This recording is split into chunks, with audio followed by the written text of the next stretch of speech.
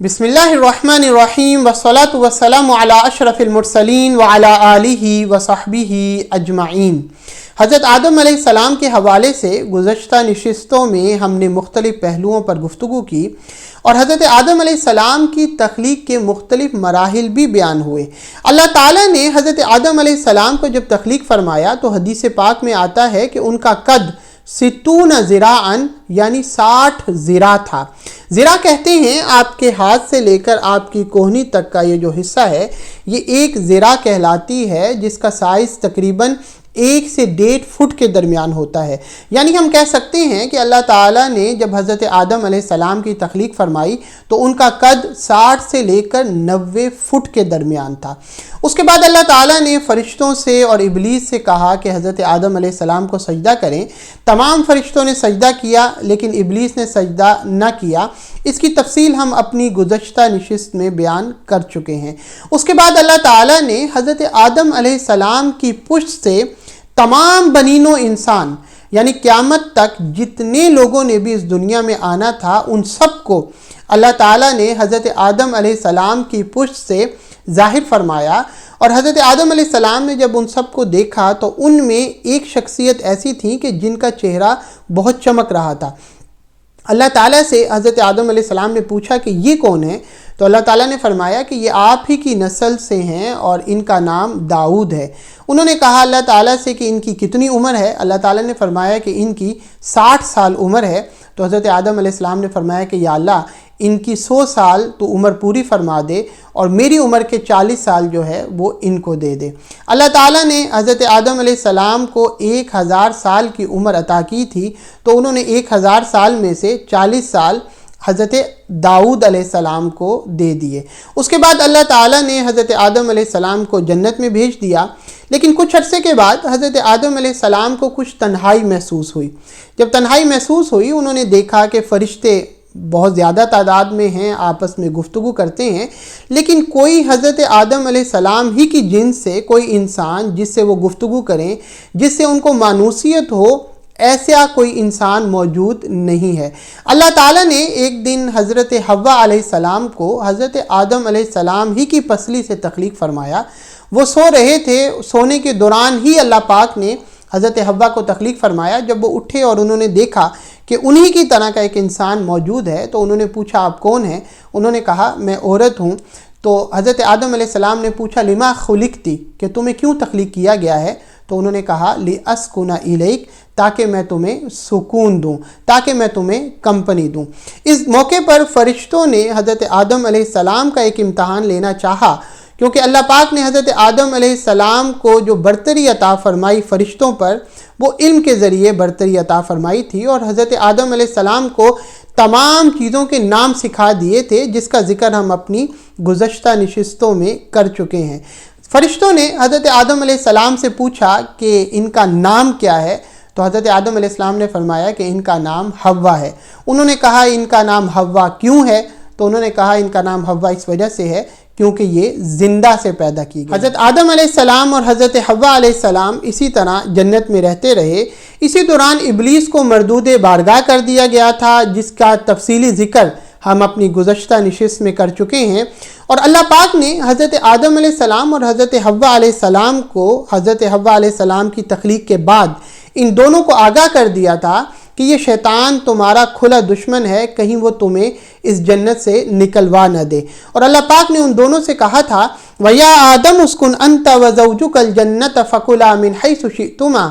अल्लाह पाक ने फरमाया था आदम अलैहिस्सलाम को, फरमाया कि तुम और तुम्हारी बीवी हव्वा तुम दोनों इस जन्नत में जहाँ चाहे रहो, जो मर्ज़ी खाओ पियो, लेकिन एक चीज़ का ख्याल रखना वला तक़रबा हाज़िहि शजरता फ़तकूना मिनज़्ज़ालिमीन, कि तुमने इस दरख्त के करीब नहीं जाना, नहीं तो तुम अपनी जानों पर जुल्म करने वाले हो जाओगे। शैतान गाहे बगाहे हज़रत आदम अलैहिस्सलाम और हज़रत हव्वा अलैहिस्सलाम के दिलों में वसवसा डालता रहा, जिसको कुरान ने सूरह आराफ में ही बयान फरमाया। कहा फ़वस्वस लहुमा शैतानु लियुब्दिया लहुमा मा बुरिया अन्हुमा मिन सौआतिहिमा। शैतान गाहे बगाहे वसवसा डालता रहा और कुछ अरसे के बाद जब उसने देखा कि अल्लाह पाक ने हज़रत आदम और हज़रत हव्वा को जो हुक्म दिया था कि इस दरख्त के करीब न जाना, وہ جو حکم ہے اب اس پر ایک اور خواہش ہے جس کا غلبہ ہو گیا ہے ان کے دل میں۔ وہ غلبہ کیا تھا، وہ خواہش کیا تھی جو ہر لمحے وہ سوچا کرتے تھے؟ وہ یہ کہ جب وہ حضرت آدم علیہ السلام جنت میں اور حضرت حوا علیہ السلام جنت میں اللہ پاک کے قرب میں رہے، اس کی انوار و تجلیات دیکھیں، تو یہ خواہش پیدا ہو گئی کہ کوئی سبیل نکل آئے کہ میں اللہ پاک کے قرب میں رہوں، میں ہر وقت اللہ پاک کے نزدیک رہوں، کیونکہ ان کو پتہ تھا کہ اللہ پاک نے ان کو زمین کے لیے تخلیق کیا ہے اور ایک عرصے کے بعد دوبارہ انہوں نے جنت میں آنا ہے۔ تو ایک خواہش ان کے دل میں پیدا ہوئی کہ کوئی سبیل نکل آئے کہ میں اپنے محبوب کے ہر لمحے قرب میں رہوں۔ جن لوگوں نے محبت کی ہے، چاہے مجازی چاہے حقیقی، وہ اس چیز کو بڑی اچھی طرح سمجھیں گے کہ محب کے لیے یہ بڑا مشکل ہوتا ہے کہ وہ ایک لمحہ بھی اپنے محبوب سے دور رہے۔ تو شیطان نے جب یہ دیکھا کہ اب یہ خواہش، اس چیز کا غلبہ ان کے دل پر ہو گیا ہے، وہ کہہ رہے ہیں کہ کوئی سبیل نکل آئے کہ کسی طرح میں اللہ کے حضور ہی رہوں، میں اللہ کے قرب میں رہوں۔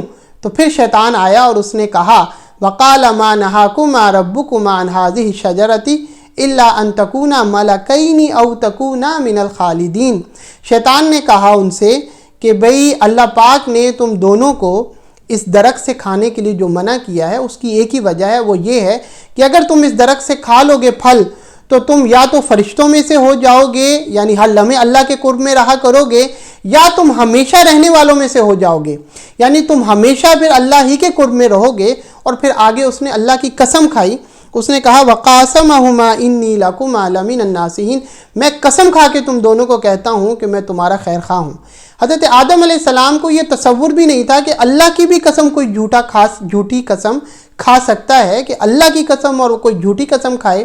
تو پہلی بار شیطان نے اللہ پاک کی جھوٹی قسم کھائی، لیکن ان کو اس چیز کا علم نہیں تھا کہ کوئی اللہ کی قسم بھی جھوٹی کھائے گا۔ وہ اس کا اعتبار کر گئے اور وہ جو خواہش تھی ان کو تھوڑی سی راہ نظر آئی کہ اس کے ذریعے میں ہر لمحے اللہ کے قرب میں رہوں گا، تو ان دونوں نے اس درخت کا پھل کھا لیا۔ جب کھا لیا تو پھر اللہ پاک نے کہا ان دونوں سے کہ میں نے تمہیں منع نہیں کیا تھا کہ تم نے اس درخت کا پھل نہیں کھانا، اس درخت کے پھل کے قریب نہیں جانا۔ تو آگے سے اب یہاں پہ فرق ظاہر ہوتا ہے شیطان کا اور آدم علیہ السلام کا، شیطان کا اور انسان کا۔ شیطان کو بھی اللہ تعالیٰ نے کہا تھا کہ بھئی تو نے سجدہ کیوں نہیں کیا، تو اس نے آگے دلائل دینا شروع کر دیے کہ میں اس سے بہتر ہوں، مجھے تو نے آگ سے پیدا کیا، اس کو تو نے مٹی سے پیدا کیا۔ لیکن جب اللہ پاک نے حضرت آدم علیہ السلام سے کہا کہ بھئی میں نے تم دونوں کو منع نہیں کیا تھا کہ تم نے اس درخت کے قریب نہیں جانا، اس درخت کا پھل نہیں کھانا، تو آگے سے اور یہ بھی فرما دیا تھا وَأَقُلْ لَكُمَا إِنَّ الشَّيْطَانَ لَكُمَا عَدُوٌّ مُّبِينٌ، اللہ پاک نے فرمایا میں نے تمہیں اس چیز سے بھی آگاہ کر دیا تھا کہ شیطان تمہارا کھلا دشمن ہے۔ تو شیطان نے آگے سے آرگیو کیا تھا، لیکن آدم علیہ السلام نے آگے ہاتھ جوڑ دیے، فرمایا قَالَ رَبَّنَا ظَلَمْنَا أَنفُسَنَا وَإِن لَّمْ تَغْفِرْ لَنَا وَتَرْحَمْنَا لَنَكُونَنَّ مِنَ الْخَاسِرِينَ۔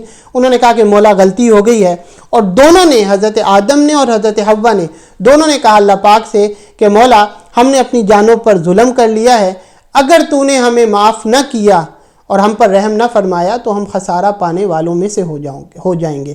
تو اللہ پاک نے یہ عادت دیکھی، عاجزی کی اور معافی کی۔ اللہ تو توبہ قبول فرمانے والا ہے، تو اللہ پاک نے ان کی توبہ قبول فرمائی۔ لیکن اللہ پاک نے فرمایا کہ آپ لوگ جو ہیں وہ زمین پر رہیں گے۔ اللہ پاک نے فرمایا قُلْ نَهْبِطُوا، تم سارے اب زمین پر چلے جاؤ، یعنی شیطان بھی، آدم علیہ السلام بھی، حوا علیہ السلام بھی، اور زمین پر تم ایک دوسرے کے دشمن رہو گے قیامت تک۔ ہاں اب ایک وقت تک زمین پر ہی تمہیں رہنا ہے، ایک معینہ مدت تک، اور وہیں تمہارا کھانا پینا ہے اور وہیں تمہارا ساز و سامان رہے گا۔ آخر میں ہم اس سوال کو ضرور انٹرٹین کریں گے جس کو ہم نے گزشتہ نشست میں کہا تھا کہ ہم اس سوال کا جواب ضرور دیں گے۔ وہ یہ کہ یہ خیال گزرتا ہے کہ شیطان تو مردود بارگاہ ہو گیا تھا، تو وہ جنت میں حضرت آدم علیہ السلام سے گفتگو کرنے کیسے چلا گیا؟ اس نے حضرت آدم علیہ السلام کو یا حضرت حوا علیہ السلام سے گفتگو کیسے کی؟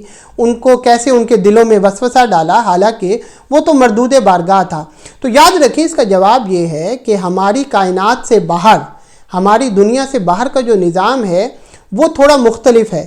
ہماری دنیا میں تو یہ ہوتا ہے کہ ہمیں گفتگو کرنے کے لیے اس جگہ پر اس شخص سے بات کرنے کے لیے اس جگہ پہ جانا پڑتا ہے، لیکن ہماری کائنات سے باہر کا جو معاملہ ہے اس کے اندر آپ کو بات کرنے کے لیے اس جگہ پہ جانے کی ضرورت نہیں ہوتی۔ یعنی قرآن پاک نے سورہ اعراف میں یہ بیان کیا کہ جو جنتی لوگ ہوں گے وَنَادَى أَصْحَابُ الْجَنَّةِ أَصْحَابَ النَّارِ، کہ جو جنتی لوگ ہیں وہ جنت میں رہتے ہوئے دوستیوں سے بات کریں گے، اور وَنَادَى أَصْحَابُ النَّارِ أَصْحَابَ الْجَنَّةِ أَنْ أَفِيضُوا عَلَيْنَا مِنَ الْمَاءِ أَوْ مِمَّا رَزَقَكُمُ اللَّهُ، جو دوستی ہیں وہ دوزخ میں رہتے ہوئے جنتیوں سے بات کریں گے جو جنت میں رہ رہے ہوں گے، اور ان سے کہیں گے کہ تم جو ادھر کھاتے پیتے ہو ان میں سے کچھ ہمیں بھی دے دو، جو اللہ نے تمہیں رزق دیا ہے اس میں سے کچھ ہمیں بھی دے دو۔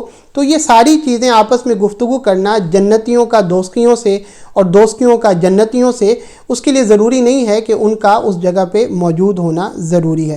تو لہذا شیطان نے جو وسوسہ ڈالا یا ان سے گفتگو کی، وہ ضروری نہیں ہے کہ وہ جنت میں داخل ہو کے اس نے گفتگو کی، بلکہ جنت سے باہر بھی، کیونکہ یہ ہماری کائنات سے باہر کا معاملہ ہے، تو ہمیں اپنی دنیا میں رہتے ہوئے ہماری دنیا کے جو معاملات ہیں اس پر قیاس نہیں کرنا چاہیے۔ بلکہ قرآن پاک میں ایک مقام پر یہ بھی آیا کہ جنتی جو ہیں جب جنت میں بیٹھے ہوں گے آپس میں گفتگو کر رہے ہوں گے تو ان کو ایک بندہ یاد آئے گا کہ دنیا میں ایک بندہ تھا جو کافر تھا، جو ہمیں گمراہ کرنے کی کوشش کرتا تھا، اس کو دیکھیں وہ کہاں ہیں، تو وہ جنت میں سے جھانکیں گے، دوزخ میں جھانکیں گے، فَاطَّلَعَ فَرَآهُ فِي سَوَاءِ الْجَحِيمِ، تو وہ جنت میں سے جھانک کے دیکھیں گے کہ وہ دوزخ میں بالکل دوزخ کے درمیان میں ہوگا اور وہ اس سے گفتگو کریں گے۔ تو لہٰذا یہ جو سوال ہے کہ وہ جنت میں شیطان کیسے چلا گیا، جنت میں وہ نہیں گیا، اس نے باہر سے ہی گفتگو کی، باہر سے ہی وسوسہ ڈالا، کیونکہ جو ہماری کائنات سے باہر کی دنیا ہے اس میں آپ کو بات کرنے کے لیے کسی جگہ پر جانے کی ضرورت نہیں ہوتی، بلکہ ہماری زندگی میں اب تو ہم بلوٹوتھ اور فون اور انٹرنیٹ، وائی فائی، ان چیزوں سے ہمیں اندازہ ہو جاتا ہے کہ ضروری نہیں ہے کہ کسی سے بات کرنے کے لیے کسی جگہ پہ جانے کی ضرورت ہے۔